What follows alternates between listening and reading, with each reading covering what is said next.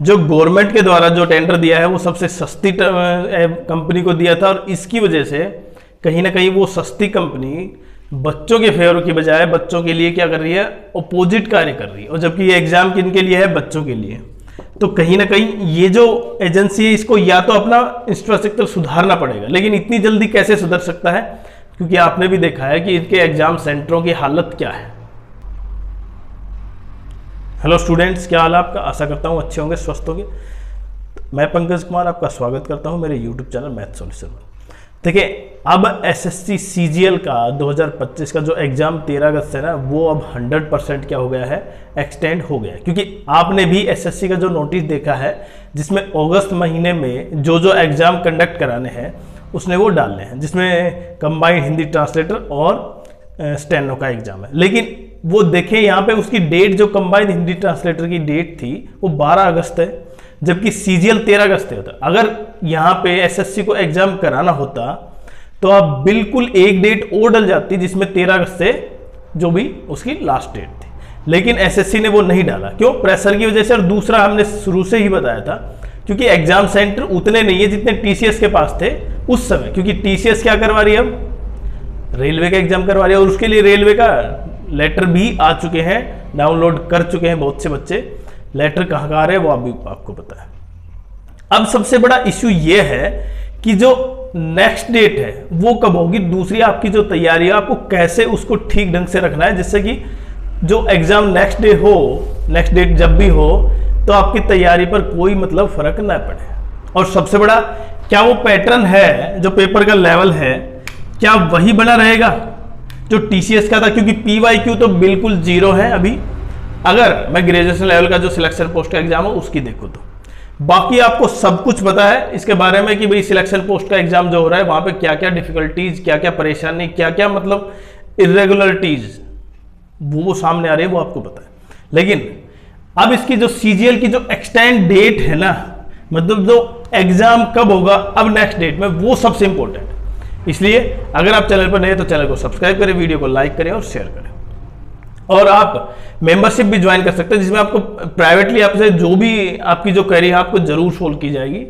देखिए, सबसे इंपॉर्टेंट ये है कि अब नेक्स्ट एग्जाम डेट कब है, क्योंकि जो एग्जाम अभी चलेगा,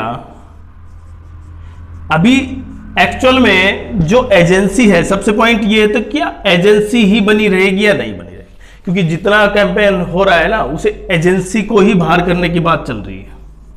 क्या एजेंसी बाहर हो जाएगी? अगर एजेंसी बाहर हो जाती है तो पीवाईक्यू फिर से क्या हो जाएंगे, एक्टिवेट। मतलब जो आपने तैयारी की है वो बिल्कुल सही। लेकिन अगर एजेंसी नहीं चेंज होती है तो आप ये मान सकते हैं कि जो आपका पेपर लेवल है वो पेपर हार्ड ही रहेगा, इजी नहीं रहेगा। स्टेटमेंट बेस्ड क्वेश्चन होंगे, जीएस में, मैथ्स में लेंथी क्वेश्चन होंगे।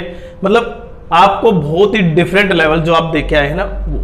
इसीलिए मैंने कहा था कि आपको सिलेक्शन पोस्ट का एग्जाम देना चाहिए, लेकिन जिस वजह गड़बड़ी की वजह से जितने दूर एग्जाम आए उसमें बहुत से बच्चों ने नहीं दिया होगा। ठीक है, वो तो ठीक है। तो सबसे बड़ा इशू है, क्या ये एजेंसी अभी इसका कॉन्ट्रैक्ट कैंसिल हो सकता है कि नहीं?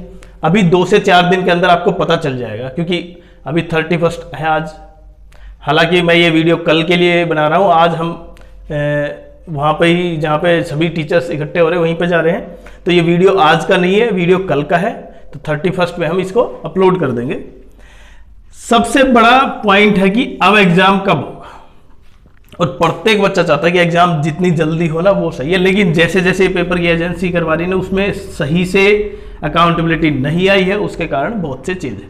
अब इसका एग्जाम देखें आप, अभी अगस्त में, अगर आप ये समझें अगस्त में केवल जो आरआरबी एनटीपीसी का एग्जाम है, और वो एग्जाम पूरे महीने चलेगा, और सारे जो भी एग्जाम सेंटर वो शायद उसी के द्वारा अलॉट है। अब अगस्त के बाद आता है सितंबर, रेलवे का ग्रुप डी का एग्जाम है,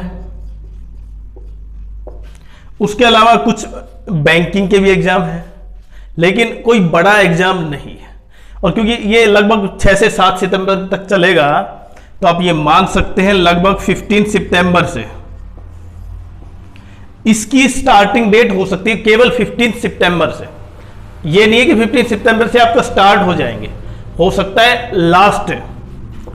लास्ट वीक सितंबर आपके एग्जाम स्टार्ट हो सकता है। लेकिन एक सबसे बड़ा इश्यू ये है, क्योंकि जब ये सीजीएल का एग्जाम डेट एक्सटेंड होगा ना, उससे क्या होगा, सीएचएसएल एग्जाम भी एक्सटेंड होगा। और ये आपको पता है कि वो एग्जाम, एक एग्जाम एक्सटेंड होने से दूसरा बिल्कुल एक्सटेंड होगा, क्योंकि उसकी समय सीमा उतनी होती है, जबकि सीजीएल में काफी शिफ्टें होंगी। और इसलिए प्रत्येक बच्चा जो चाहता है ना, जो सीजीएल में अच्छी पोस्ट प्राप्त करे, वो कहीं ना कहीं ये एग्जाम देगा। लेकिन सबसे बड़ा इश्यू देखिए, पहले क्या हो रहा था, पहले वैकेंसी पर ज्यादा क्या हो रहा था, डिबेट हो रहा था कि वैकेंसी आएंगी या नहीं आएंगी। अब पूरा का पूरा किस पे फोकस हो गया है, एजेंसी पर हो गया है। और ये एजेंसी है ना, इसने जो एग्जाम था ना, वो पहला जो अभी जो सिलेक्शन पोस्ट का, वो पूरी तरह से 100% ठीक नहीं करवाया। तो इसलिए बहुत से इश्यू अब सामने आ गए हैं। क्या नेक्स्ट डेट सीजीएल की एग्जाम 100% डिले एक्सटेंड हो गया है, पेपर लेवल हार्ड हो गया है। दूसरा, जो गवर्नमेंट के द्वारा जो टेंडर दिया है, वो सबसे सस्ती कंपनी को दिया था, और इसकी वजह से कहीं ना कहीं वो सस्ती कंपनी बच्चों के फेवर की बजाय बच्चों के लिए क्या कर रही है, अपोजिट कार्य कर रही है। और जबकि ये एग्जाम किन के लिए है, बच्चों के लिए।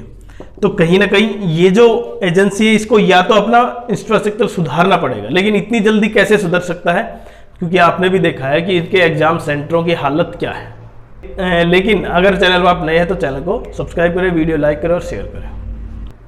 कहीं पे वो तो अंदर की बात है, देखिए कहीं पे सर्वर डाउन हो जाता है, कंप्यूटर को माउस काम नहीं करता है, कि माउस क्या हो जाता है, हैंग हो जाते हैं, बहुत से बीच में डाउन हो जाता है, 9-10 मिनट के लिए नहीं चलता है, किसी का कभी चल रहा है, किसी का कभी चल रहा है। सिक्योरिटी भी बहुत बड़ा इशू है, सिक्योरिटी भी देख सकते हैं आप कि काफ़ी ज़्यादा लैक है।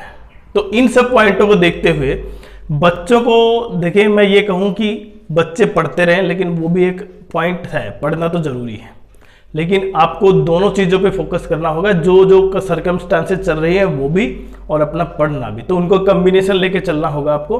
और देखते हैं कि आज क्या नया सामने आता है।